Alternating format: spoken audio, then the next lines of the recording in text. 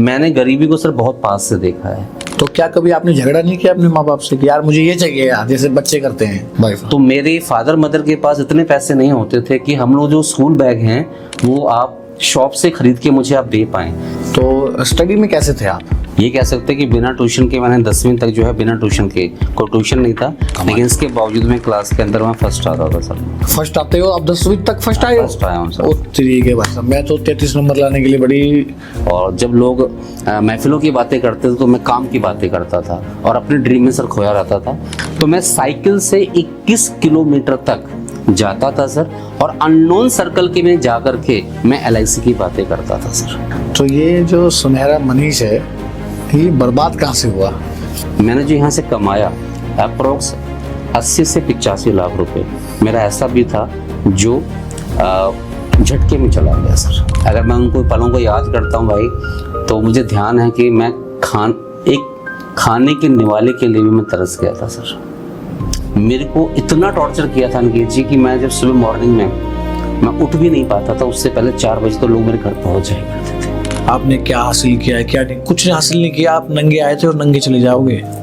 कुछ हासिल नहीं किया आपने। अगर मैंने अच्छा किया है तो परमात्मा, जिसको मैं मानता हूँ माँ भगवती को, सर वो मेरा साथ देगी और मैं एक ना एक दिन मैं जवाब दूंगा कि मैं चोर नहीं हूँ, मैं काम बड़ा करूंगा, अच्छा करूंगा और भला करने के लिए आया हूँ सर। मैं किसी की चोरी करने के लिए नहीं आया। PM जो है उसका आपने 24 साल तक वेट किया सर। मैं कह सकता हूँ सर कि बेवकूफ़ों, इससे बेस्ट प्लेटफॉर्म मार्केट में अगर आप दिया लेके भी ढूंढोगे ना सर तो नहीं मिलेगा।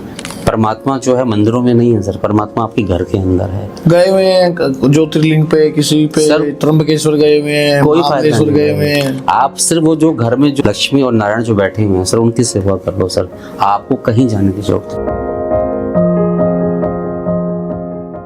तो दोस्तों नमस्कार, एक बार फिर मैं अनिकेत शर्मा आप लोगों के लिए एक ज़बरदस्त स्ट्रगल मैन जिसे कह सकते हो आपकी। अभी मेरी लॉयंस पे बात चल रही थी, और जंगल में भी लॉयंस होते हैं और ज़िंदगी में भी लॉयंस होते हैं। तो ऐसे व्यक्ति को मैं इंट्रोड्यूस करवाने से पहले आप लोगों के लिए उस व्यक्ति के लिए 2 लाइन बोलना चाहूँगा कि वक़ार जिंदा रख तो उम्मीद जिंदा रख, वक़ार जिंदा रख तो उम्मीद जिंदा रख, और सुल्तान भी बन जाए तो दिल में फ़कीर जिंदा रख।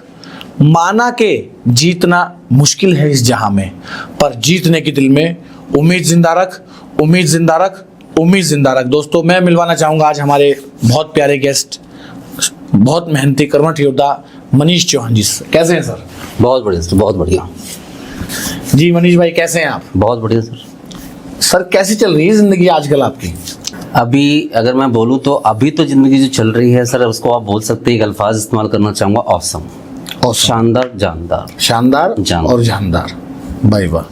तो मैं ये जानना चाहूँगा सर, मेरी बहुत बार आपसे बातें हुई हैं, मैं कभी ये जान नहीं पाया आपका सर जन्म कब हुआ, कौन से सन में? सर 1983 के अंदर मेरा बर्थ है, 10 अप्रैल 1983। 10 अप्रैल 1983। तो कितने साल के हो गए सर आप अब? मैं भी 43 का हो गया सर। 43 की तो ऊर्जा तो आप में 23 की लगती है। वो सर आपका साथ रहने की वजह से जोड़ जा रहती है, वो उस तरीके से रहती है। परमात्मा की आप जो है वो करते हो ना, वो ध्यान में बैठते हो जी, उससे आपके जो चेहरा है उस पर बहुत जबरदस्त तेज दिखता है सर, लोगों को भी दिखता है, हमें भी दिखता है। तो सर आपका जन्म कहाँ हुआ था?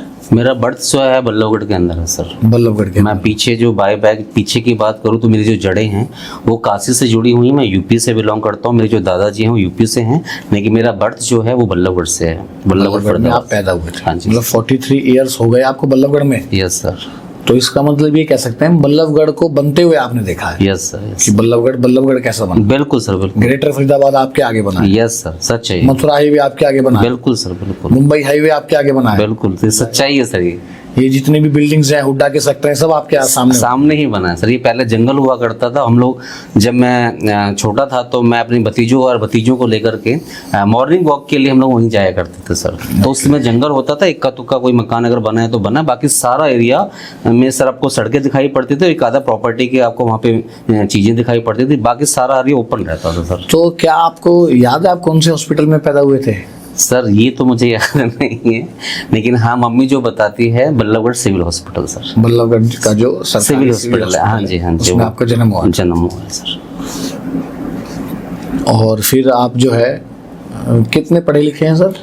सर मैं तो पूछा नहीं आज तक मैं आपसे। ग्रेजुएट हूँ, डिप्लोमा बेसिकली मैंने ग्रेजुएट किया हुआ है, और साथ में मैंने मैकेनिकल ड्राफ्ट्समैन का एक आईटीआई के माध्यम से एक डिप्लोमा होता है जो 3 साल का होता है, तो ड्राफ्ट्समैन मैकेनिकल का मैंने अपना एक डिप्लोमा भी लिया हुआ है सर। एक्चुअली क्या था, पीछे मेरा जो सिलेक्शन था वो YMCA के अंदर हुआ था, भाई वाह। लेकिन फादर साहब जो थे मतलब हम लोग बहुत ज़्यादा, अगर मैं बोलूँ तो निम्न स्तर के हैं, मतलब साधारण से भी साधारण स्तर के थे। तो जब मेरा YMCA के अंदर नंबर आया था तो मेरे पापा के पास इतने पैसे नहीं थे कि हम फंड को भर के, पापा का सपना था, ड्रीम कि आप इंजीनियर बनो, और मैं इंजीनियर बनना चाहता था। जो मेरे फादर के और मदर के जो एम्स थे, मैंने गरीबी को सर बहुत पास से देखा है।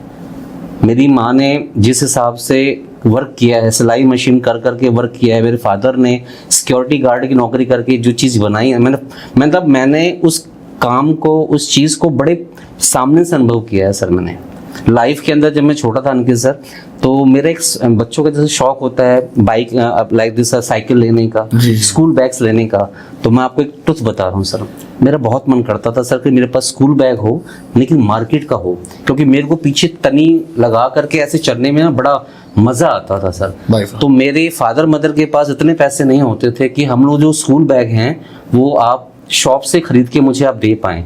तो मेरी मदर खुद ही सिलाई करके बैग बनाया करती थी, और बैग बना करके पीछे तनी लगाती थी, और जैसे मार्केट का बैग होता है उसी तरीके से उसको क्रॉस ढकने के लिए वो सारे पैनल होते थे।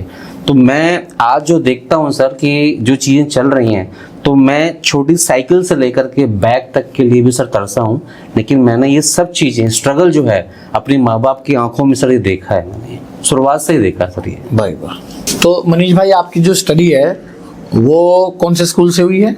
अग्रवाल कॉलेज बल्लभगढ़। अग्रवाल कॉलेज बल्लभगढ़ से।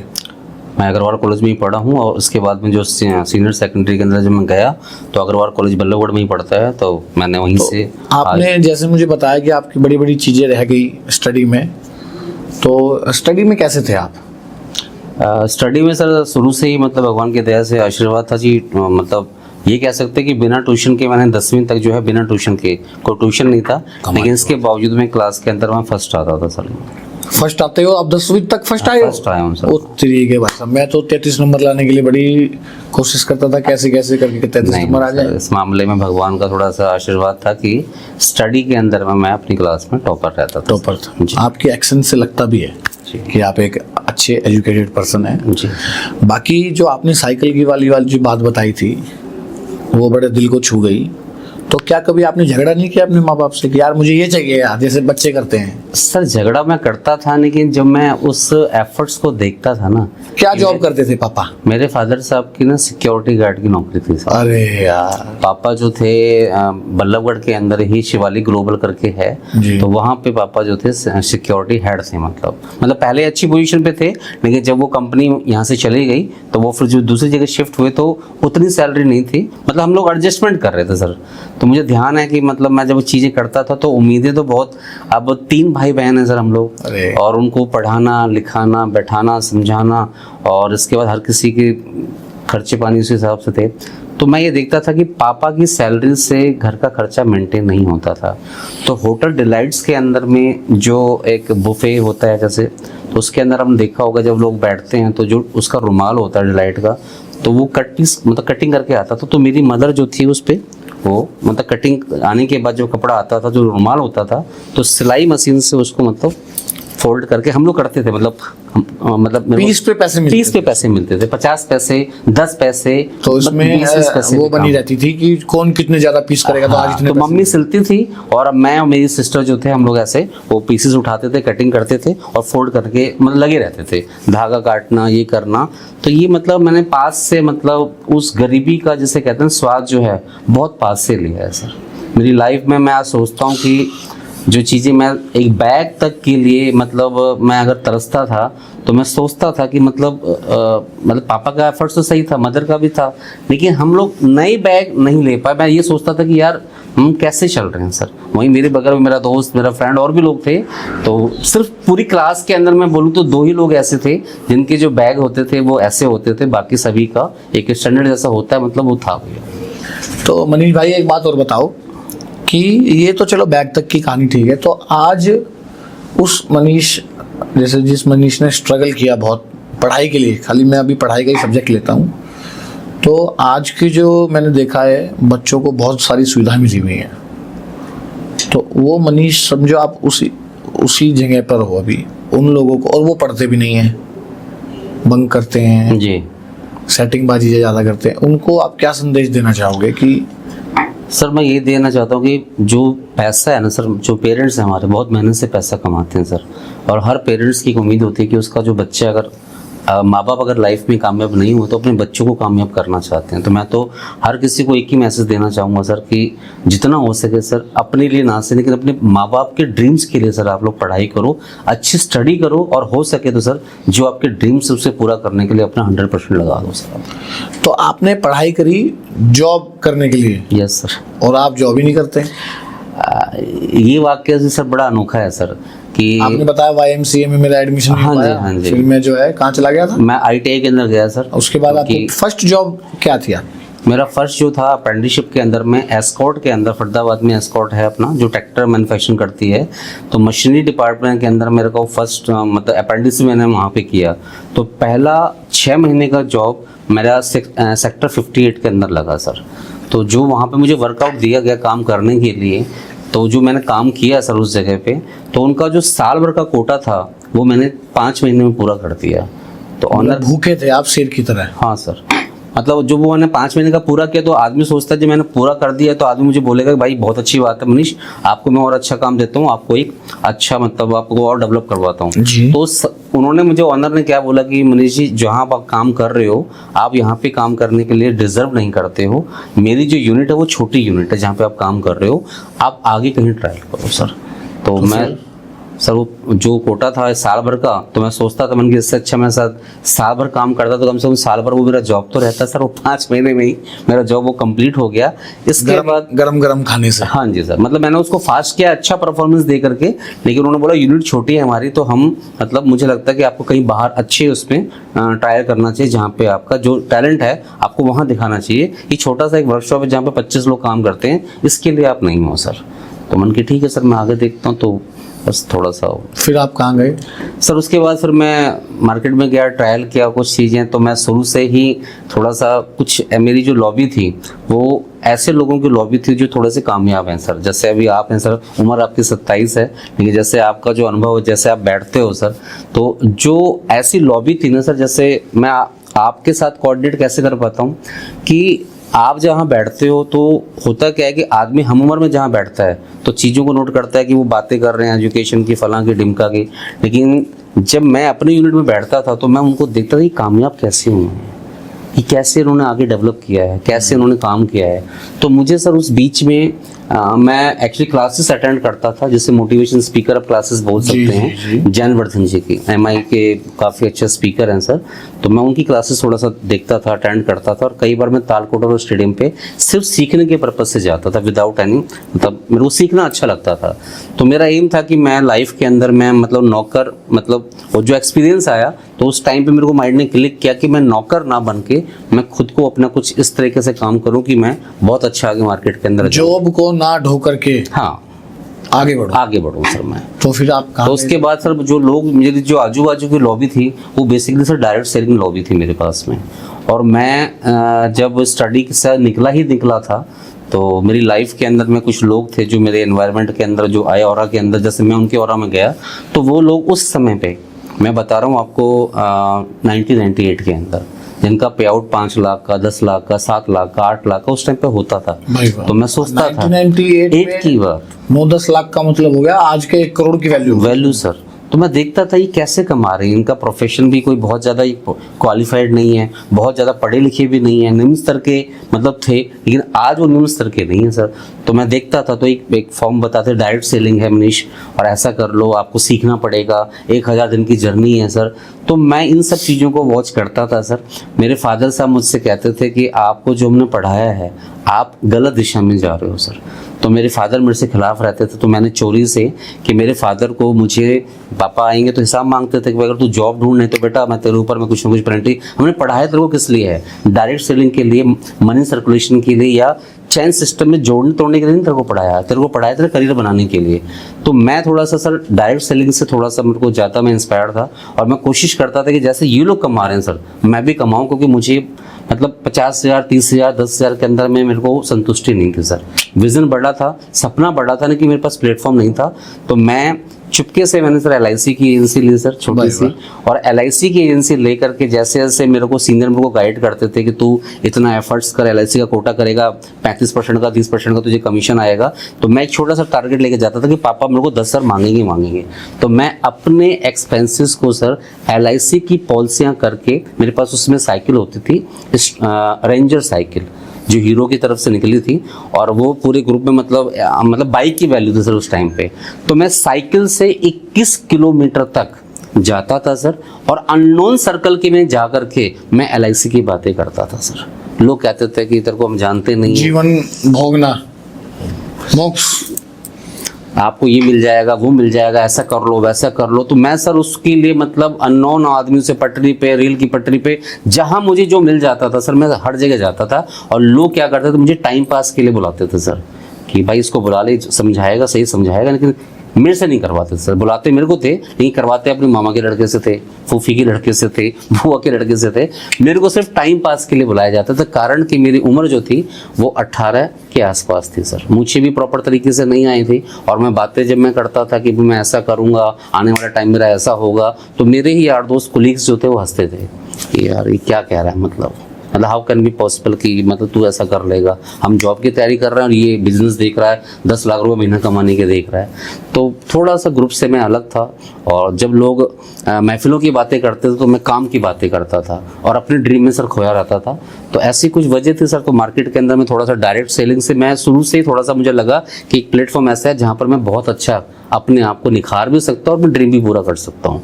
तो थोड़ा सा सर मैं लगाया, उस लाइन में गया। तो परमात्मा के आशीर्वाद से 21 साल की उम्र के अंदर सर मेरे पास फर्स्ट जो गाड़ी थी वो ऑल्टो थी सर। वाह वाह, वेरी गुड। और जिस टाइम पे लोगों के पास में गाड़ियाँ तक नहीं होती थी, मेरे फादर का सपना था। मेरे फादर साहब जॉब के बाद में सिद्धार्थ आश्रम पे वर्क किया करते थे। तो पापा हमें जब लेके जाते थे तो मेरी सिस्टर आगे बैठती थी और मैं पीछे बैठता था। तो जब हम सूरजकुंड की चढ़ाई पे चढ़ते थे तो कई बार होता क्या था, जब चढ़ते हैं तो सांस फूलता है, तो मैं उतर जाया करता, पीछे से धक्का मारता था। तो एक पापा के मन में एक बात आती थी कि काश अपने पास यार बाइक होती, कि मतलब कि हम जैसे चलते हैं तो आश्रम पे आ रहे हैं तो थोड़ा सा इजी वे में पहुंच जाएं। कभी ऐसा भी हो कि मेरे परिवार में मतलब एक गाड़ी आ जाए, 4 व्हीलर आ जाए। तो अनिकेत सर, मैं फर्स्ट पर्सन था मेरी लाइफ में जिसने डिप्लोमा डिग्री करने के बाद जॉब केवल 6 से 7 महीने ही किया, और डायरेक्ट सेलिंग की पावर की वजह से मैं आज की डेट के अंदर में 21 साल की उम्र के अंदर में मैं गाड़ी को कैश के अंदर में मेंटेन में कर पा रहा था। और भगवान की दया से काफ़ी अच्छा मतलब रूटीन मेरा था उस टाइम पे, जो मैं चीज़ें मेंटेन कर पा रहा था। तो ये जो सुनहरा मनीष है, ये बर्बाद कहाँ से हुआ? सर इसमें बर्बाद तो सर एक्चुअली क्या होता है कि जब आप वर्किंग करते हैं सर, डायरेक्शन जो होती है, तो अनिकेत सर कुछ कहते हैं कि हर आदमी कहता है कि कर्म करने से फल मिलता है। मैं कहता हूँ कर्म तो करना प्रधान होता है, वो तो फल मिलेगा, लेकिन कुछ शायद पूर्व जन्म के कर्म भी होते हैं सर। एक आदमी एक ही बार आता है और एक ही बार हिट हो जाता है, लेकिन एक बार 100 बार आप प्रयास करता है, लेकिन 100 बार के बाद वो 101वीं बार जाकर के हिट होता है। तो ये प्रोसेस क्या है सर? इस प्रोसेस के पीछे जो मेरा अपना मानना है कि सर मैं शुरू से, क्योंकि मैंने चीज़ों को पास से देखा था और मैं तरसा हूँ सर, मैं बताऊँ आपको ना, मैं तड़पा हूँ सर। मैं आप फील कर सकते हो कि मैंने ना मेरा एक ड्रीम था सर, मेरे माँ बाप को मैं वो खुशियाँ दूँ सर कि जो शायद ही दुनिया में कोई किसी को दे। मेरे वो ड्रीम थे मेरे माँ बाप के लिए। लेकिन जिस मुकाम पे जब मैं था सर, तो उल्टा मैं अपने मतलब जो ये बर्बादी वाला आपने टॉपिक छेड़ा है, तो मतलब जो बता रहा हूँ कि प्लेटफॉर्म रॉन्ग होने की वजह से मतलब वो सुकून तो शुरू में आया, लेकिन प्लेटफॉर्म रॉन्ग था सर। मैं वर्किंग तो लास्ट तक करता था, लेकिन होता क्या था, कभी सीनियर की मार पड़ जाती थी, और कई बार प्लेटफॉर्म जब मैं कमाने का समय आता था तो प्लेटफॉर्म जो था वो सर वहाँ से हिल जाया करता था, और मुझे नॉलेज नहीं थी सर। मैं सच बताऊँ तो 21 साल की उम्र में अगर आपके पास 20-30 लाख रुपए हो और आपकी फैमिली में कोई ये बताने वाला ना हो कि आपको प्लॉट लेना चाहिए या गोल्ड लेना चाहिए या पैसा आपको कहाँ इन्वेस्ट करना चाहिए सर, तो मेरा पैसा सर ऐसे ही आया, और टचवुड बता रहा हूँ सर, ऐसे ही आया और ऐसे ही आके ऐसे ही चला गया।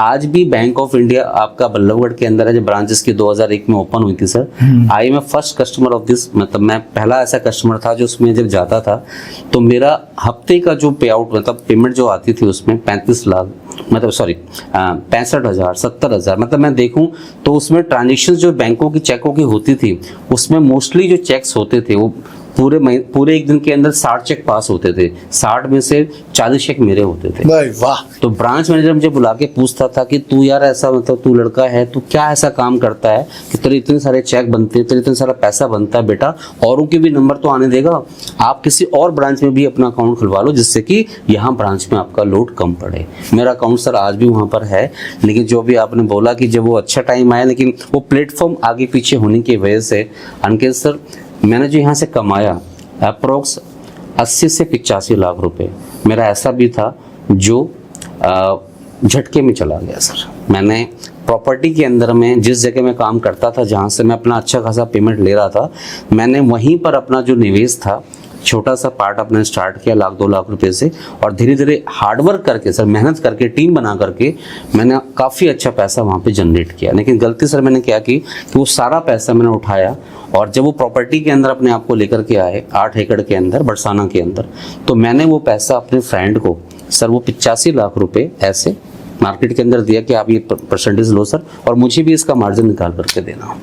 तो वो जो 85 लाख रुपए जो मेरा मार्केट का गया सर, जो मैंने आप ये कह सकते हो कि 19 साल 18 साल के लड़के ने जो 10 साल 5 साल करके जो छोटा छोटा पैसा मैंने इकट्ठा किया से सर, वो पैसा मैंने जा करके हरिमोहन शर्मा जी जो सराय पल्ला में ही रहते थे सर, जो गोल्ड के अंदर बेसिकली काम करते थे, शेयर मार्केट के अंदर काम करते थे, मैंने वो पैसा उनको दिया सर। और वो पर्सन जो है जब वो पैसा दिया तो 1-2 साल तो ठीक था, लेकिन तीसरे चौथे साल के अंदर में उन्होंने मतलब चेक मेरे पास आज भी सर, मेरे उस टाइम पे जो चेक मैं आपको बता रहा हूँ ये 7 की बात है और 8 की बात है, अरे वाह, मेरे पास आज भी वो 60 लाख के चेक पड़े हुए हैं। 24 लाख का चेक मैंने उनको दिया था रिप्लेस करने के लिए, मुझे दो सर और मेरे को मेरा पेमेंट चाहिए होगा, लेकिन किसी वजह से गांव के कुछ लोगों के साथ में कुछ गड़बड़ी हुई और इसके बाद में उस आदमी को उठा लिया गया। वो कहाँ चला गया वो आज तक हमें भी नहीं पता है सर। मेरा वो जो टाइम था सर, मैंने वो बड़े पास से देखा, जब आप मेरा तो गया ही गया सर, मेरे रिलेशन में मेरे जिया जी हैं, मेरा भाई है, मेरी भाभी है और भी लोग थे सर। मैंने अपने पैसे के अलावा मैंने सभी के सर्कल को, मतलब जो मेरा सर्कल था प्योर वाला, वो सारा सर्कल मेरा डिस्ट्रॉय कर लिया सर। एक टाइम ऐसा था अनिकेत सर कि मैं घर में सबसे छोटा हूँ, मैं जो बोलता हूँ वही घर में होता था।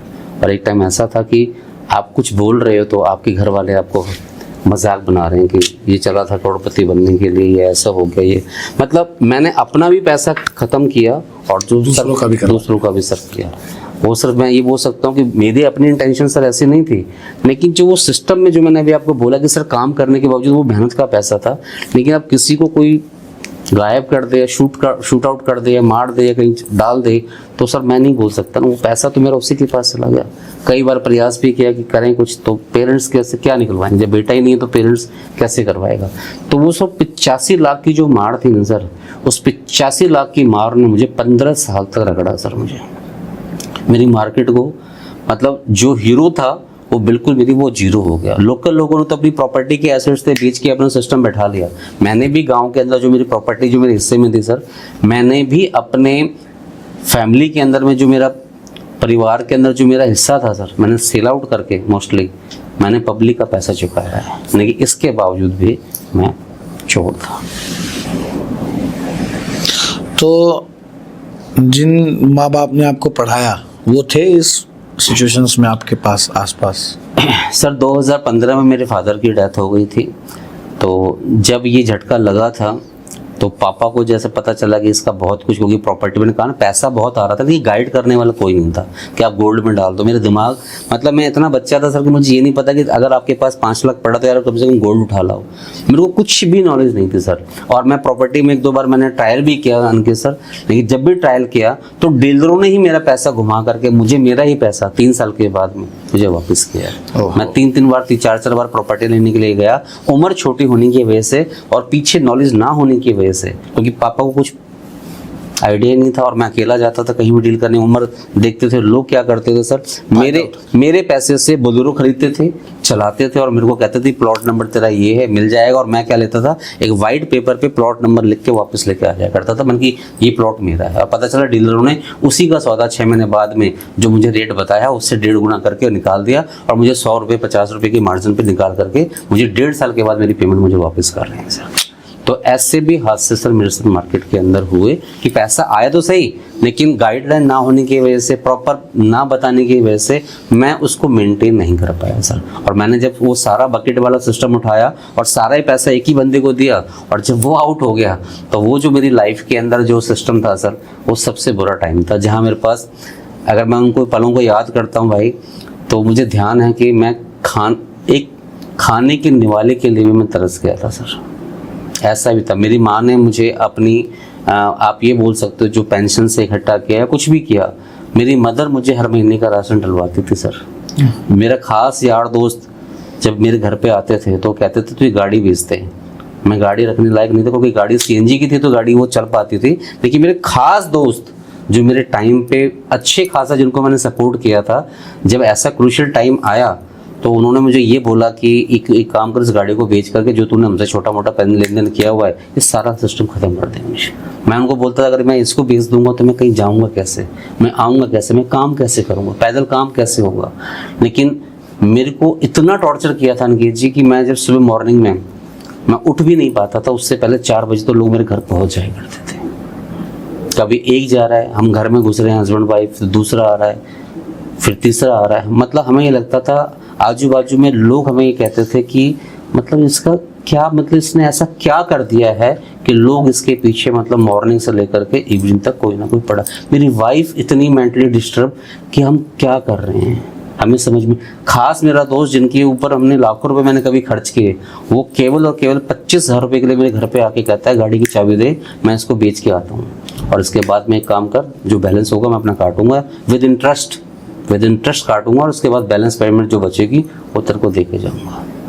तो वो टाइम सर जिनके मैंने अच्छे खासे कई लाख रुपए से जिनका मैंने काम चलाया अंकित जी, और जब वो बुरा समय आया तो सबसे पहले उन्होंने ही मेरे को डंडा देना शुरू किया, उन्होंने ही मेरे को उल्टा बोलना शुरू किया। और उस टाइम को जो दिन में याद करता हूँ तो मैं बस, मेरे फादर और मदर ने मेरे को एक बोला भी कि तू एक काम कर, कुछ समय के लिए यहाँ से भाग जा। बहुत बुरा, क्योंकि मेरे घर तक भी, मेरी माँ तक को, मेरे पापा को भी मतलब इन्वॉल्व किया गया इसके अंदर, जो मेरे से बर्दाश्त नहीं होता था। तो फ्रेंडों ने बोला कि तू, कुछ लोग थे जो सजेस्ट करते थे, जैसे 1-2 लोग तो कहते थे तुम यहाँ से निकल जाओ, जब ये मामला ठंडा पड़ जाएगा तब तू आना। जबकि मेरा कोई इंटेंशन नहीं था। तो मैंने उनको उसमें रिप्लाई एक ही दिया सर कि मैं ये एरिया छोड़ के नहीं जाऊँगा। अगर मैं एरिया छोड़ के चला गया तो लोग सोचेंगे कि पैसे का जो गमन है वो इसी ने किया है।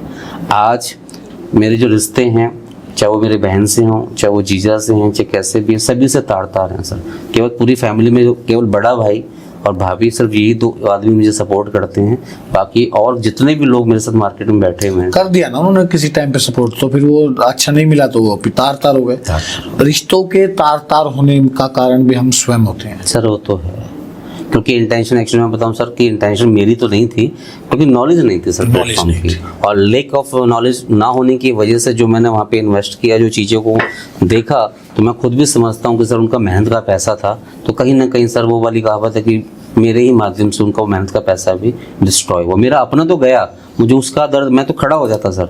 लेकिन मेरी बेवकूफ़ी इस हद तक की थी सर कि लास्ट टाइम पे वो बंदा जाते जाते, मेरी जो एफडीज थी 17-18 लाख रुपए की सर, मैंने वो भी तोड़ के उसको तो दी थी। ये मेरी ज़िंदगी का, मुझे वो 90 लाख 85 लाख का दुख नहीं था सर। जब लास्ट टाइम पे मैंने जो एफडियाँ थी सर, जो तोड़ करके जब मैंने उस शर्मा जी को दी सर, तो और शर्मा जी इसके बाद जब गए सर 1 महीने बाद शर्मा जी, तो सर वो दिन जो है वो मेरा सब कुछ लेके चले गए सर।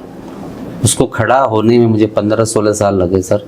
और जो मैं खड़ा, मतलब मैं क्या खड़ा हुआ, मतलब जो भी है, लोगों ने अपने एसेट्स बेचे, वो कवर कर गए। कि मेरे पास एसेट्स के नाम पे जो था छोटी मोटी प्रॉपर्टी थी जिसमें बहुत ज़्यादा कॉस्टिंग नहीं थी, मैंने उसको निकाल के जहाँ तक मैं कवर कर सकता था मैंने कवर किया।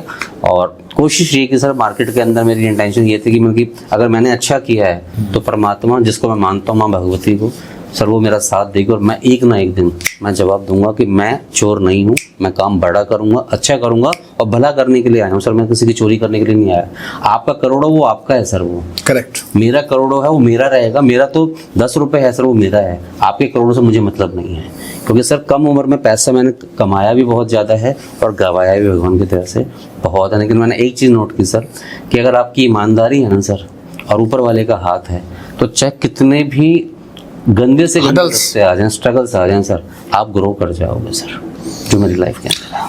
तो अब कैसा है, अब कैसा है सर? अब ये मैं कह सकता हूँ कि बड़ा दुख भरा हो गया ये पॉडकास्ट। मतलब आप ये कह सकते हो सर कि आपसे मिलने के पहले अगर मैं टचवुड बोलूँ तो मैं अपने आप से क्वेश्चन करता था कि यार मेरा क्या होगा। मैं सेल्स का तो बंदा हूँ सर, हाँ, सेल्स के में तो देखो आपसे ऊपर, लेकिन मैंने कभी प्रॉपर्टी को सेल्स नहीं किया सर। मैंने प्रोडक्ट्स बेचा है, मैंने इंश्योरेंस बेचा है, मैंने सारे काम किए हैं। तो आपसे मिलने से पहले, इन 2 साल से पहले की जो बात मैं आपको बता रहा हूँ कि एक टाइम ऐसा भी था सर कि जब फैमिली के अंदर ना मेरे पे उंगली उठी थी सर, क्या वर्किंग नहीं करना चाहते आप, जो है। फैमिली में किसने उठाई आपकी उंगली? सर नाम नहीं लूंगा क्योंकि नाम लेने से लोग बुरा मान जाते हैं। फैमिली के अंदर आप चलो भाभी जी के बारे में बता दो। फैमिली में आप ये कह सकते हैं कि सर वाइफ के बारे में तो सर मैं ये बोल सकता हूँ कि सर अच्छे बुरे में ना उसने, मतलब अच्छे में तो सर जी मैं क्या बोलूँ, अच्छे में तो दुनिया साथ देती है, लेकिन जो बुरे टाइम पे सर जी जब मेरे पास कुछ नहीं था ना सर, तो जो उसने संभाला ना परिवार को सर, मम्मी को, फैमिली को जैसे संभाला, तो मैं अप्रिशिएट करता हूँ सर इस चीज़ को कि मुझे ऐसी वाइफ मिली है कि मतलब बुरे टाइम पे टोन उसने मेरे को कम मारी, बस इतना ही बोला कि आप देख रहे ना, आपके साथ आप जल्दी विश्वास करते हो। मेरी कमी है सर, मैं जल्दी विश्वास कर लेता हूँ, क्योंकि मैं जो अच्छा होता है, जो जैसा होता है वो वैसे सबको समझता है सर। मैं चोर हूँ तो सामने वाले को चोर दिखाई पड़ेगा, मैं अच्छा हूँ तो सामने वाले को मैं अच्छा दिखाई पड़ूंगा।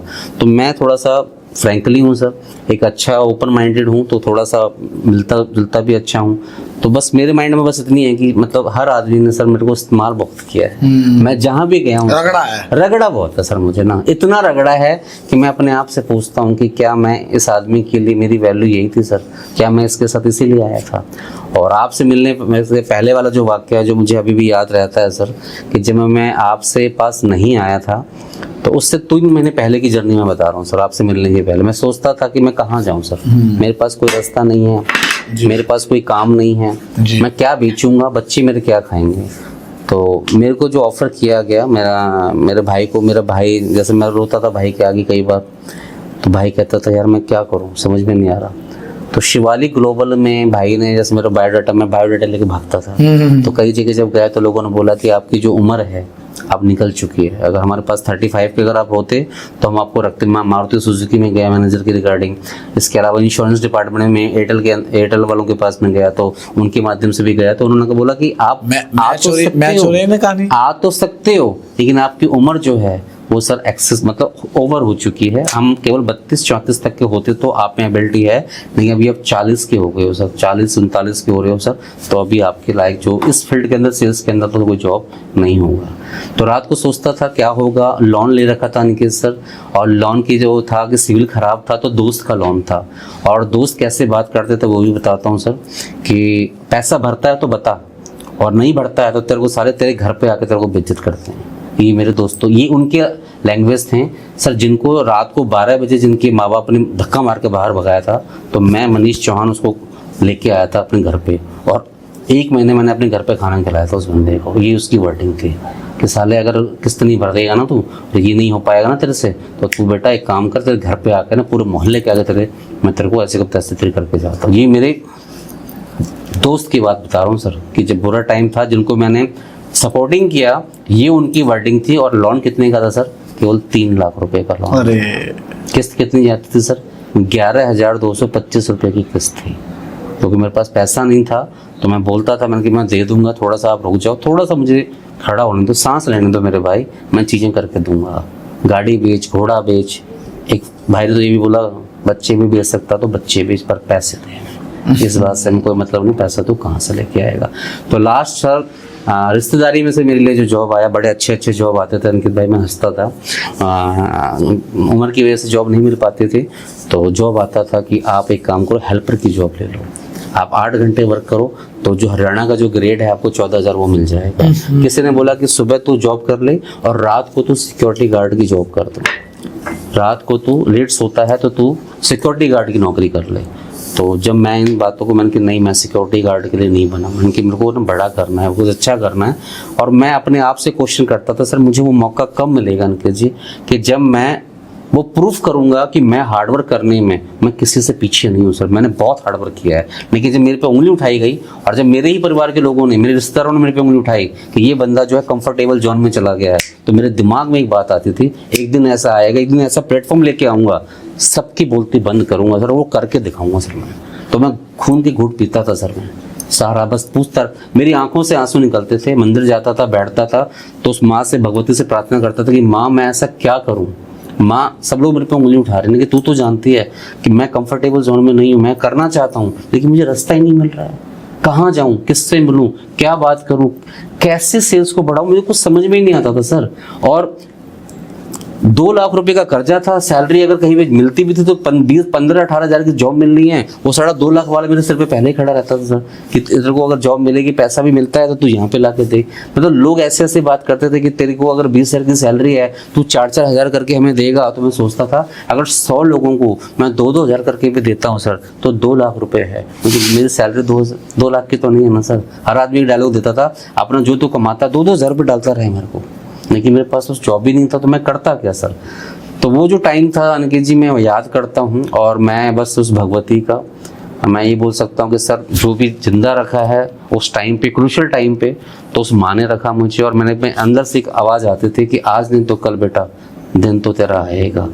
तो सर ऐसे लोगों के लिए मेरे को एक शेर याद आया है कि वो समुंदर खंगालने में लगे हुए हैं, वो समुंदर खंगालने में लगे हुए हैं, हमारी कमियां निकालने में लगे हुए हैं। Yes sir. जिनकी खुद की चड्डियां फटी हुई हैं वो हमारी पगड़ी उछालने में लगे हुए हैं। तो ये हुआ है मतलब आप। यस सर, यस सर, बिल्कुल सही बात। आपकी पगड़ी उछाली गई है जिनकी खुद की कुछ औकात नहीं थी। बिल्कुल सही है सर। इतनी लेवल से नीचे गिर के उठने के बाद मैं आपसे ये जानना चाहूंगा कि कुछ लोग ऐसे होते हैं कि कुछ कमा लेते हैं, 10-15 करोड़ के आदमी बन जाते हैं, तो क्या 10-15 करोड़ आदमी बनने के बाद उनमें ईगो, या मैं तो ये मानता हूँ, मेरे पिताजी, अगर मैं अपनी वर्थ की बात करूँ तो 20, अगर हम मोटा मोटी 25 एकड़ भी ज़मीन लगाते हैं तो हमने जो राशिकेत के नाम पे कुछ किया है तो 1.5 करोड़ के आसपास हम लगा सकते हैं। तो मैं मानता हूँ 25-30 के ऊपर आंकड़ा जाएगा सीआर के ऊपर। बिल्कुल सर। जो लैंड पड़ा है, जो नया लिया जा रहा है वो अलग है, और सेल आउट भी हो रहा है, ठीक है, लेकिन इतना वर्थ है हमारा टर्नओवर जो हमने नोट किया है। हम में ज़्यादा एटीट्यूड होना चाहिए, मैं मानता हूँ, मेरी जैसी उम्र में अगर इतना सब कुछ है तो। लेकिन मेरे पिताजी ने सिखाया है कि झुकी हुई घास जो है ना वो मुसीबत में और झुक जाती है, लेकिन जो पेड़ होते हैं अकड़े हुए वो टूट के गिर जाते हैं। ये सच्चाई है सर। तो मैंने हमेशा ये सीखा कि अगर आप किसी की बातें बोलने का अपने ऊपर पेन ले रहे हो तो फिर उसको सजा परमात्मा देता है किसी और अलग चीज में। तो हमेशा उसका दिल कभी मत दुखाओ दोस्तों, जो आपके लिए निस्वार्थ कुछ ना कुछ करना चाहता है, जिससे आपको कोई मतलब नहीं है, सिर्फ आपको बेइंतहा टाइम दे रहा है, प्यार दे रहा है, अपना वक्त दे रहा है, उसका कभी भी दिल मत दुखाओ। कभी भी उसको वो मत दिखाओ अपने आप में कि आप क्या हो, आपने क्या हासिल किया है, क्या नहीं। कुछ हासिल नहीं किया, आप नंगे आए थे और नंगे चले जाओगे। कुछ हासिल नहीं किया आपने, तो हमेशा झुका हुआ रहना चाहिए। मैंने देखा जितने भी बड़े बड़े लोग हैं सब झुके हुए रहते हैं। जो हल्का फुल्का टेढ़ा मेढ़ा अकड़ जाता है वो कहीं पहुंच नहीं पाता, मतलब कि वो कहीं पे ऐसी जगह पहुंच गया हो। और गरीबों का तो पेट का खाकर कोई पहुंचा हुआ है, गरीबों का पेट काट काट के कोई कहीं कुछ खा के पहुंचा हुआ है, तो मेरी नज़र में वो इंसान नहीं है, वो हैवान है। सच्चाई। उसके बाद वो खा के अपना कुछ भी बना ले, बनाने के बाद वो दान पुण्य धर्म कर्म करे। आज जनाब कलयुग है, कलयुग के अंदर ये नहीं है कि आपने 10 साल पाप कर ली तो अब मैं 10 साल पुण्य करूंगा तो मुझे 10 साल के पाप का कुछ नहीं मिलेगा। सच्चाई है, मिलेगा, मिलेगा, लेट मिलेगा, लेकिन जरूर मिलेगा। सच्चाई है सर ये, बिल्कुल। 20 करोड़ 30 करोड़ का आदमी होना बड़ी बात नहीं है। जेब में 100 रुपए है और 80 रुपए का दिल रखने का ये जज्बा है तो वो आदमी बड़े धंधे पे पहुंच सकता है। खुद कमाया, खुद ही उड़ाया भी नहीं, उड़ाना नहीं मानता मैं। कुछ लोग ऐसे होते हैं, खुद उड़ाया, खुद कमाया, उड़ाया भी नहीं और जो है निकल लिए। फिर किस बात के भाई सब साथ पूछते तो आप जिंदा होनी चाहिए ना देखने के लिए सर। सही बात है सर। जिंदगी आज के हिसाब से मेरे पिताजी कहते थे, आज सुबह उठे परमात्मा का धन्यवाद करो कि आप उठे हो, बहुत बहुत धन्यवाद। और शाम को आपको सुला रहा है उसके लिए धन्यवाद करो और एंजॉय करो अपना हर एक दिन। बिल्कुल सर, बिल्कुल। अपना हर एक दिन ऐसे जियो जैसे आखिरी हो। सर पैसे वाले तो मार्केट में बहुत है सर, आप देखो ना फरीदाबाद में सर जी बहुत लोग हैं, लेकिन आपने भी बात बोली है इसी के अंदर में जो आपके मैटर में भी आप बात बोल रहे हैं सर, पैसा होना, ये पैसे के साथ सर बड़ा दिल रखना, ये बहुत बड़ी बात है। बहुत बड़ी बात है सर। ये हर किसी के पास नहीं है सर। करोड़ों अरबों रुपए तो यहाँ पर पता नहीं फरीदाबाद में कितनों के पास पड़ा हुआ है, लेकिन सर बगल से बगल वाले के साथ क्या ट्रेजेडी हो रही है, कौन क्या है सर, कोई नहीं जानता ना सर। पैसा तो है, वहाँ नहीं कर रहे कुछ भी, कहीं लगे हुए हैं किसी संस्था में, किसी कुछ करने में लगे हुए हैं, दान पुण्य कर्म करने में लगे हुए हैं। हो सकता है उसकी किसी को जरूरत भी ना हो या हो भी तो, लेकिन अगर आपने किसी गरीबों का पेट काट करके पैसा कमाया और वो आप दान दून कर रहे हो तो उसका भी कोई फल नहीं, फायदा नहीं है सर, कुछ नहीं मिलता फायदा, और आपको एक ना एक रिजल्ट मिलेगा सर, मिलेगा। बिल्कुल। ग्रीडी, एटीट्यूड और ईगो, ये 3 चीजें किसी इंसान में हैं तो उससे पतन निश्चित है सर, पतन निश्चित है। 5-5 किलोमीटर की दूरी बना के चलो। बिल्कुल सर, बिल्कुल।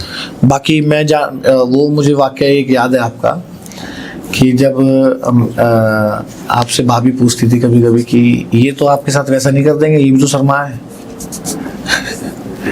तो वो उस बारे में कितनी बात हो गई, ये बात बोली थी भाभी ने, कब हुआ ये? सर जब प्रॉपर्टी में आपके साथ आया सर तो मुझे ध्यान है कि टचवुड बोलूँगा कि आपके प्यार की वजह से, आपके सहयोग की वजह से जो भी हूँ मैं अभी चल रहा हूँ, तो उस भगवती के आशीर्वाद और आपके प्यार की वजह से ही चीज़ें मेरे पास हैं।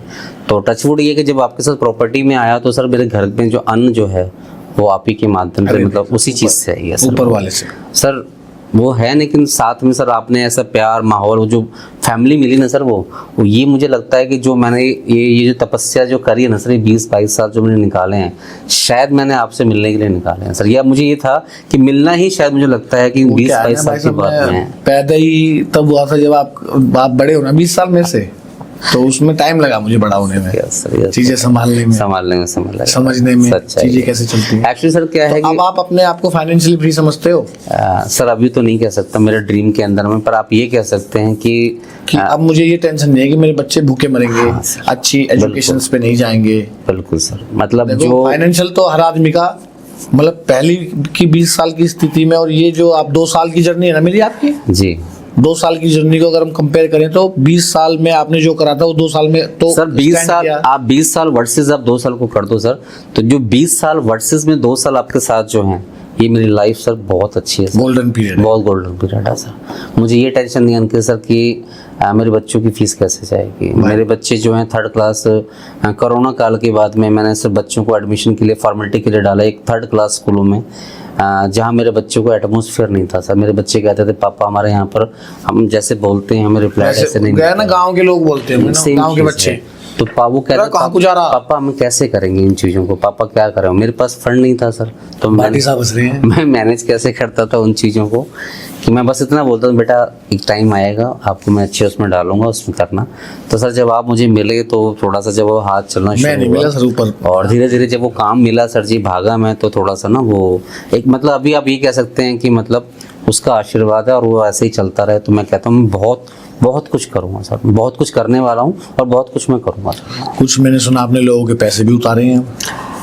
हाँ सर, मैं पीछे जब आया था तो मेरे पास मोटा बोलूँ तो जब आपका ब्रॉडकास्ट चल ही रहा तो बताने में कोई शर्म नहीं है, कोई दिक्कत नहीं। मेरे को अपने ही यार दोस्तों ने मुझे जिस तरीके से लाइबिलिटी में डाला तो मेरे पास बोलूँ तो अभी 15-17 लाख का कर्जा था सर। तो अभी जब मैंने वर्क किया है तो अभी कोर्ट में मेरे केसेस भी चल रहे हैं, टू बी वेरी फ्रैंक चल रहे हैं सर। और अपने ही जो मेरी डाउनलाइन है, यार हैं, जो दोस्त हैं सर, उन्हीं के केसेस चल रहे हैं, क्योंकि मैंने उन पे जो विश्वास किया, विश्वास करके अपने चेक दिए सर। और चेक देने के बाद में जब मैं अटका हूँ तो आज मैं कोर्ट के माध्यम से सर जी मैं उनको पेमेंट दे रहा हूँ। लेकिन वो पेमेंट कहाँ से आ रही है सर? वो राशि के पीएम के माध्यम से मेरे पास वो फंड आता है। तो ये जो पीएम ट्रेडिंग फैमिली का प्लेटफॉर्म है, आपने 20 साल सब प्लेटफॉर्म देखे होंगे। मैंने तो देखो इतने प्लेटफॉर्म देखे नहीं, क्योंकि मैंने तो जैसे ही मैंने तो किया ही गोल्डन।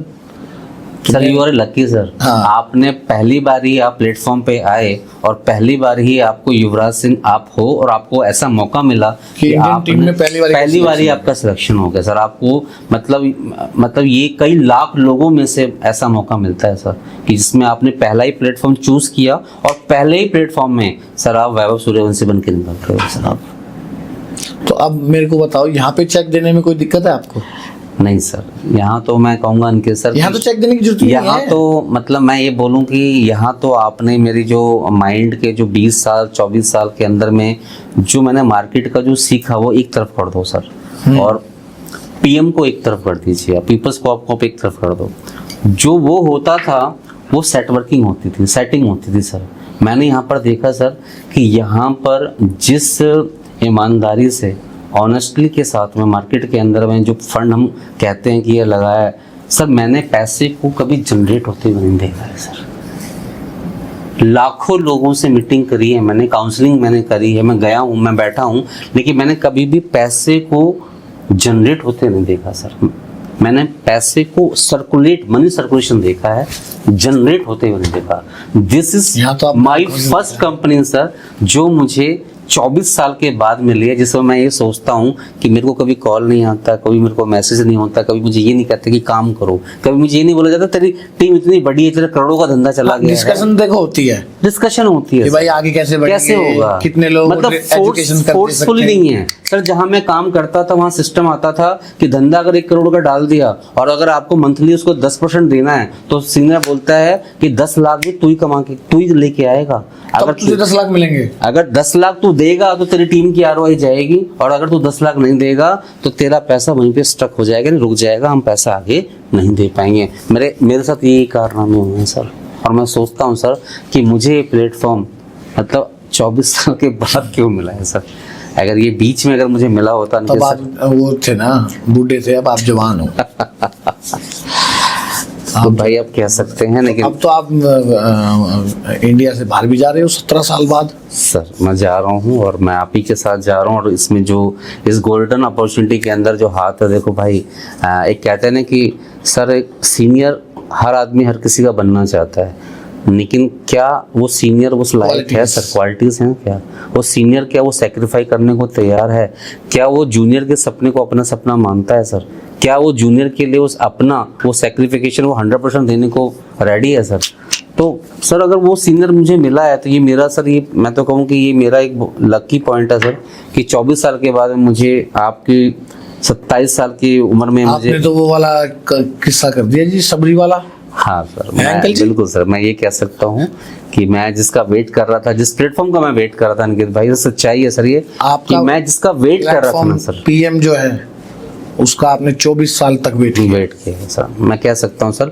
और आज भी लोग, मैं देखता हूँ कुछ लोग मुंह बनाते हैं, सड़ाते हैं, कि मैं हंसता हूँ सर कि बेवकूफ़ों, इससे बेस्ट प्लेटफॉर्म मार्केट में अगर आप दिया लेके भी ढूंढोगे ना सर तो नहीं मिलेगा, क्योंकि हर जगह लूटने के लिए लोग बैठे हुए हैं सर। हर जगह सिर्फ इतना है कि कैसे करें कि उसके 5 करोड़ इकट्ठे करें, 10 करोड़ यहाँ से उठाएं, आपस में इनके जूते बजते रहे और हम पैसा लेकर के यहाँ से निकल जाएं।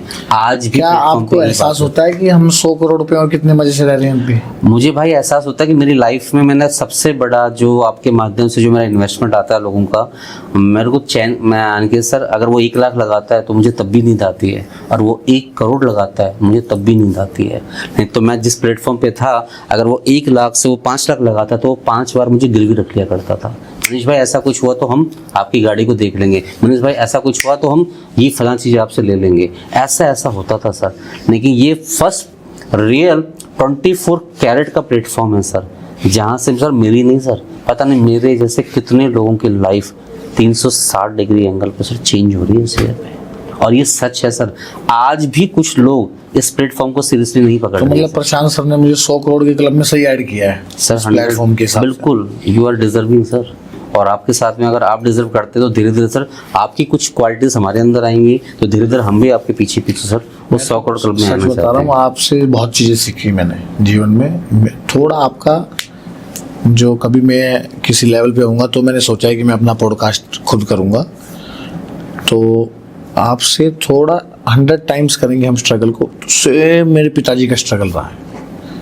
100 टाइम्स क्यों करूँगा? क्योंकि 100 टाइम्स अमाउंट लग गया लग गया सर। तो 100 टाइम्स ही लोग होंगे, यस 100 टाइम्स ही लोग पीछे पड़ेंगे, 100 टाइम्स ही चुनौतियाँ आएंगी, Yes, sir. 100 टाइम्स ही नीचे देखना पड़ेगा। तो ऐसा तो मैं थोड़ा उस चीज़ को थोड़ा रिलेट करता हूँ। मैं आपसे स्टेशन पे बता रहा था कि ये देखो ये वो जगह थी जहाँ पे मैं लेट के जाता Yes, था sir. नीचे, जहाँ लोग चलते हैं। मैं नासिक से वहाँ पे लेट के लेट के आता आता था। था। और आज जो है हम अलग स्टाइल से आते जाते बिल्कुल सर, हैं। बिल्कुल लेकिन मैंने कभी हार नहीं मानी भाई साहब। मेरे पिताजी ने कहा हारना नहीं है। सर। जो स्ट्रगल है तो अभी आप जिस लेवल पे हो अभी, सॉरी मैंने आपको जी। बीच में रोका, तो माँ याद आती है कि नहीं आती? सर मुझे बहुत याद आती है, मुझे मेरे पेरेंट्स याद आते हैं सर।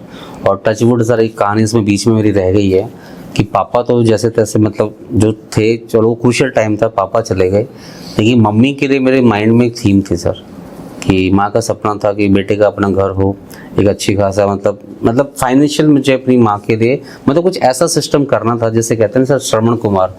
तो मैं अपनी माँ के लिए सबसे छोटा हूँ घर में, तो मेरी माँ मुझे श्रवण कुमार की थीम में लेके चलती थी।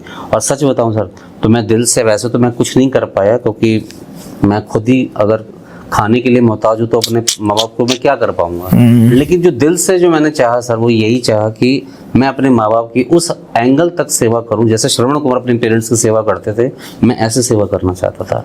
लेकिन मेरे साथ जो मतलब दुर्भाग्य कह लो सर कि काम के पीछे भागते भागते मैं इस हद तक मतलब मशीन बन गया था सर कि लास्ट टाइम पे जब, क्योंकि मम्मी का जो जाना हुआ मेरे को आज भी दुखता है सर। और ऐसा दुखता है कि मैं ये सोचता हूँ कि यार ये पैसा मेरे किस काम का है जो मुझे मेरी माँ से भी जिसने मुझे मिलने नहीं दिए। मैं काम के लिए भागा, मम्मी की थोड़ी सी तबीयत ख़राब थी कि लूज मोशन टाइप का था, तो 2-3 बार मुझे लगा नॉर्मल हो जाया करते हैं। तो डॉक्टर को बोला रेकमेंड कराने के लिए, तो भाई बड़ा भाई बोलता तू लेके जा, छोटा बोलता तू लेके जा, तो मैं ही दिखाया करता था एक्चुअली। नहीं कहा मैंने भाई 1-2 दिन संभाल लो, मैं थोड़ा मीटिंग में हूँ, आप 1-2 दिन संभाल लो फिर मैं लेके चलता हूँ। लेकिन जो और टाइम तो मैं ही मम्मी के साथ जाया करता था, लेकिन जब मम्मी का जाना हुआ तो उस टाइम पे सर मैं पास नहीं था। मम्मी से फ़ोन पे मेरी बात हुई तो मैंने मम्मी को पूछा मम्मी आप कैसी हो, तो मम्मी ने बस इतना बोला कि बेटा तू अपना काम पे ध्यान दे और तू शाम को मेरे से मिल लियो सर। और टचवुड ये है कि जो दिन में मतलब बात हुई तो जिस पैसे के लिए मैं भाग रहा था सर, तो मैं वापसी में था कि मेरे को मम्मी से जाके मिलना, दूसरा तीसरा दिन ऐसे ही चलो आज नहीं जाऊंगा तो शाम को कल मिल लूंगा, आज नहीं मिलूंगा तो मैं कल मिल लूंगा। 3 दिन सर मैंने ऐसे ही निकाल दी, चलो आज नहीं जाऊंगा तो कल जा करके मैं चीज़ों को मेंटेन करूंगा। और जो तीसरे दिन वापसी में आते समय मेरी मदर जो थी मतलब मैं उनसे बात भी नहीं कर पाया सर उस टाइम पर वहाँ जा कर के। तो मैं यही सोचता हूँ कि जो पैसा है सर अगर होता या आ गया होता उस टाइम से, तो जो मैं पेरेंट्स के लिए सोच रहा था ना सर, मैं कुछ करने वाला था, बहुत कुछ करना था मुझे, लेकिन मैं अपनी माँ से काम के चक्कर में सर मैं अपनी माँ से लास्ट टाइम में माँ से बात तक नहीं कर पाया। तो ये मुझे फील होता है सर कि मैं अपनी दादी, कोरोना में मेरी दादी को ना कोरोना हो गया था, तो मैंने उनको घर में ही ठीक कर दिया था, घर में ही। तो लास्ट में जब मेरी दादी की डेथ हुई तो मैं अपनी दादी से नहीं मिल पाया वैसा। मेरे पापा मतलब अपनी माँ से नहीं मिल पाए लास्ट में बिल्कुल। और मैंने उनसे फ़ोन पे बात की अपनी दादी से, लास्ट फ़ोन था, वो ज़ोर ज़ोर से सांस ले रही थी ऐसे, तो मुझे वो सांसें अभी भी सुनाई देती हैं। तो मैं इतना वो हूँ कि मैं किसी की मौत वगैरह होती है ना कहीं जाता नहीं हूँ, क्योंकि मेरे को ना थोड़ा पीछे का याद आने लगता है। मेरी थोड़ी कमजोरी है, किसी की भी मौत वगैरह किसी की रिश्तेदारी में हो या ना, 13वीं पे चला जाऊँगा, उस टाइम नहीं जाऊँगा जिस टाइम होता है वो अर्थी वगैरह का सीन होता है। तो मैंने अपनी दादी की सांसें सुनी है और मतलब समझो टेलीफोन पे मेरी दादी बात करते करते मुझसे बिल्कुल। और चली गई भाई साहब, पैरों के नीचे से धरती निकल जाती है। तो मेरे को अंदर भी इतनी झिलावट जो है ना, ये झेलना इसलिए आया हुआ है कि हमने 440 के झटके खा रखे हैं सर ये। तो हमें 100 के 50, कोई कुछ कह रहा है, कोई कुछ बोल, कोई फर्क नहीं पड़ता सर, आज फर्क नहीं पड़ता सर इन चीज़ों का ना, अब नहीं फर्क, अब फर्क नहीं पड़ता सर। जब फर्क मतलब मेन तो सर मेरा स्ट्रगल मेरी माँ के लिए था, बाप के लिए था, तो मैं ये सोचता हूँ कि वो चीज़ मेरे से मिस हुई है सर। और मैं कहीं ना कहीं मशीन बन के रह गया था सर, और वर्किंग आपके लिए कोई एक सलाह देता हूँ, आप अपनी माँ को अपनी बच्चियों में देखो। नहीं सर बिल्कुल, ये तो हर आप सही कह रहे हैं कि जो चीज़ मैं मिस कर रहा हूँ कहीं ना कहीं अपने बच्चों में, परिवार के अंदर में वो चीज़ मैं महसूस करूँ भाई, तो ये तो है सर। बाकी मुझे बहुत अच्छा लगा आपसे इतनी सारी चीज़ें लेके। मेरे को लगता है ये पॉडकास्ट कम पड़ जाएगा, इतनी हमारे पास किस्से और यस सर। ये जो आपने सर, ये जो थोड़ा सा समय दे करके जो आपने सर मुझे ना मेरी जर्नी को मेरे बर्थ के अंदर पहुंचा दिया सर। अब मैं पीछे चला गया हूँ, आपको रीस्टार्ट दोबारा एकदम से मैं दोबारा सर अपने पेरेंट्स के साथ वहाँ पहुँचा हूँ। सिक्योरिटी गार्ड की जॉब करते थे फादर का, और यहाँ से लेकर के और जो अभी एंड पॉइंट मैंने आपसे डिस्कशन किया अपनी मेरी मदर का सर, तो ये 2023 की बातें हैं जब मेरी मम्मी जब गई थी। तो बस मैं ये कह सकता हूँ कि सर जो है वो उसके हाथ में है, लेकिन मेरा अपना मैं आपके माध्यम से, चैनल के माध्यम से एक मैसेज दूंगा सर कि जिनके भी माँ बाप हैं भाई, अपनी कदर करो यार।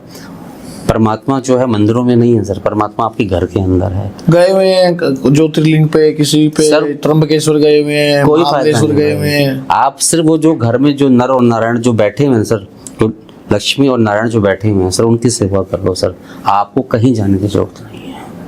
जी मैं मैसेज देना चाहूँगा। बाकी तो सर जिसको जो करना है। बाकी आपकी जो है बाइक बहुत जबरदस्त है, आजकल आपने जो नई रेसर बाइक खरीदी है सर, है कितनी बढ़िया लगती है मुझे। तो आप ले नहीं रहे थे भाई साहब वो बाइक सर? वो भी ये जो है अंकल जी बाइक नहीं ले रहे थे वो वाली, मैंने बोला भाई साहब नहीं ये चला रहे भैया, नहीं बेकार लगे, वो दिला दी मैंने, एवेंजर यूं चलती है जो ये उस पर क्या है, मैंने बैठ के देखा सीट भी बढ़िया थी, तो उस पर बढ़िया रेस चलती नहीं सर। शुरू में मुझे ऐसा लग रहा था कि this is not a choice for me, कि मुझे ऐसा लग रहा है कि मैं इसमें और फील करूँगा, लेकिन जो भी आपने बोला कि जब आफ्टर सम टाइम जब वो हेलमेट लगा के जो लुक शो जो मेरे पास आ रहा है और मैं जब उस पर बैठता हूँ तो आई मैं यंग और 22 मतलब 22 के हिसाब से मैं अपने आप को फील भी करता हूँ और मैं निकालता भी उसी हिसाब से सर। मार्केट जब चलता हूँ तो मैं ऐसे ही चलता हूँ सर मैं। तो ये तो फीलिंग सर ये था कि उसमें age is just a number है सर, एज जस्ट नंबर है सर। तो दोस्तों बहुत बहुत धन्यवाद, आप लोगों ने ऐसा प्यार दिया। और अभी बहुत छोटा पड़ जाता है ये पॉडकास्ट, बहुत लंबा चला जाता है, इसलिए हम जो है इसको एक इसका नेक्स्ट पार्ट भी बनाएंगे थोड़े दिन के बाद, दिवाली के आसपास मनीष जी के साथ, जब इनकी और अच्छी अचीवमेंट, जब ये क्या है नंबर नहीं बता सकते हम अभी इनके, क्योंकि वे जो बागड़ बिल्ले सो रहे हैं वो पीछे लग जाएंगे इनके कि आज इतना नंबर आ रहा है, इतना दो इतना दो, तो हम नंबर्स भी बताएंगे नए साल में, डिस्कशन करेंगे। और मैं बस दोस्तों आप लोगों से यही कहना चाहूँगा, ऐसे ही प्यार बनाए रखें, और किसी भी भाई को जिसकी कुछ ऐसी स्ट्रगल भरी ज़िंदगी है वो मेरे प्लेटफॉर्म पे मुझे डीएम कर सकता है, कमेंट बॉक्स में अपना नंबर डाल सकता है, मुझसे शेयर कर सकता है। और मेरे डायरेक्ट पॉडकास्ट में, कई लोगों का सपना भी होता है पॉडकास्ट में आना, यार ये बड़े बड़े लोगों का पॉडकास्ट हो रहा है हमारा नहीं हो रहा, तो मैंने एक ऐसा प्लेटफॉर्म सोचा है सभी लोगों के लिए कि बिंदास आओ, आप बिंदास डिस्कशन करो, अपने आप को देखो यूट्यूब पे, अपने एलईडी में लगा के देखो अपने आप को, क्योंकि मेमोरीज कभी भी बूढ़ी नहीं होती दोस्तों। आप चले जाओगे तो आपके 5 पुश्ते या 3 पुश्ते बाद भी लोग देखेंगे कि ये कोई बंदा था सर फिर आदमी लगा हुआ है यूट्यूब पे, और लेकिन वो बहुत सारी मेमोरीज दे के चला गया। तो आप सभी का बहुत बहुत धन्यवाद, आप लोगों ने इतना साथ दिया, ऐसे ही अपनी कृपा बनाए रखें। मनीष भाई का बहुत बहुत धन्यवाद, वो आए। थैंक यू सर, बहुत बहुत धन्यवाद सभी का, और हमारे सर का, रचना शाला स्टूडियो का धन्यवाद, हमारे एडिटरों का धन्यवाद जो इतनी अच्छी अच्छी रील्स बनाते हैं, बहुत बहुत धन्यवाद। जय राशिकेत, आई लव यू ऑल, धन्यवाद। चैनल को लाइक और सब्सक्राइब जरूर कर दें, थैंक यू।